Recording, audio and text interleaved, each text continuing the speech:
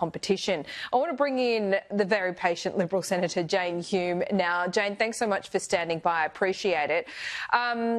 You know, it can be pretty tricky getting these things signed, and of course Anthony Albanese has no control over the PNG cabinet. Do you think it's a big deal that the Defence Treaty hasn't been signed when they said it would be? Laura, let me first say this is an initiative that the Coalition wholeheartedly support, that any deepening of our ties with PNG has to be done on the basis of trust and respect.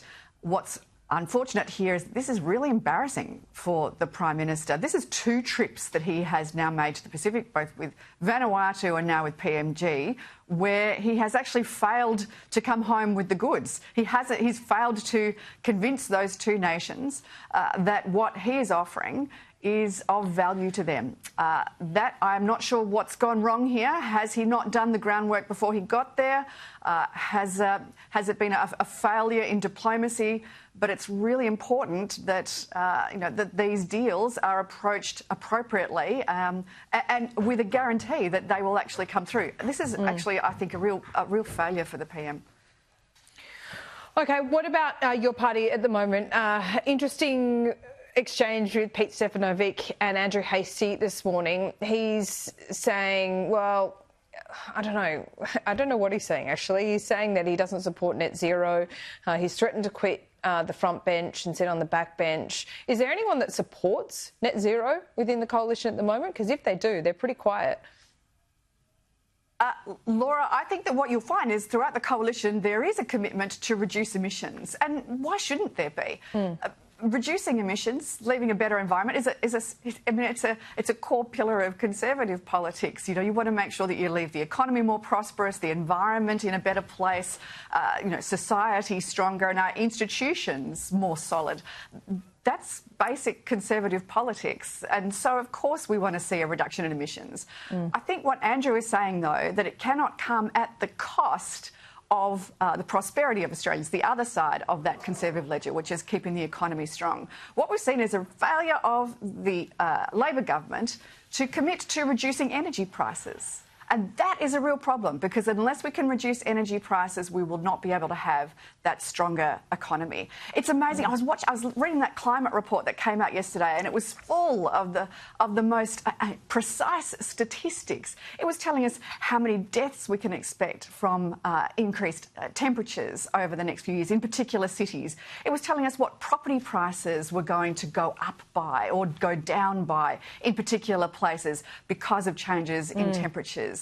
It was extraordinary how precise it was. And yet, imagine if we had used the resources to make those very precise forecasts into telling us exactly when energy prices were going to come down. So I think this is on the coalition now. It's on the Liberal Party. Let's keep asking Labor.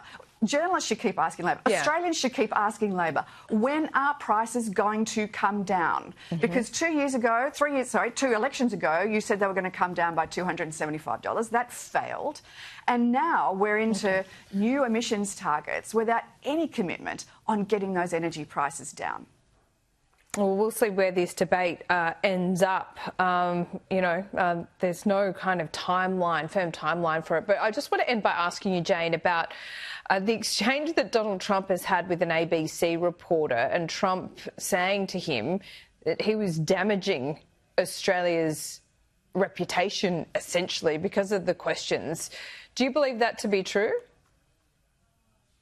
Look, I briefly saw that exchange. I'm not entirely sure what the motives were of the ABC journalist there. Well, the questioning Trump's business dealings. Four Corners episode. Yeah, questioning Trump's business dealings. He obviously didn't like the questions, but do you believe there is a link between the questions being asked by this ABC journalist and what it could do to diplomatic relations?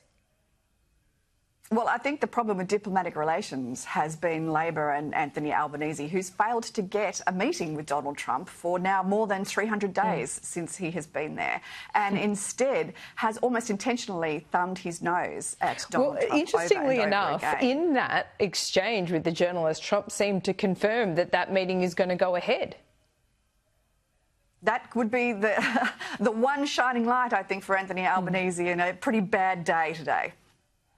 Do you think there's You think it's been a terrible day, do you? Worse since he's been elected for a second time?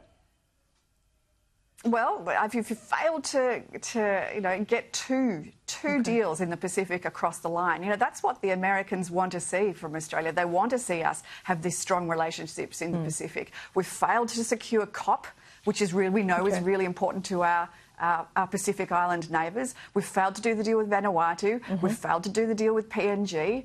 Now, this is what the US is looking for from Australia. So I think it'll be a pretty interesting meeting with Donald Trump when it eventually happens, if it eventually happens. Well, we will see. It's coming quickly. Jane, thanks so much. Great to be with you, Laura. That exchange...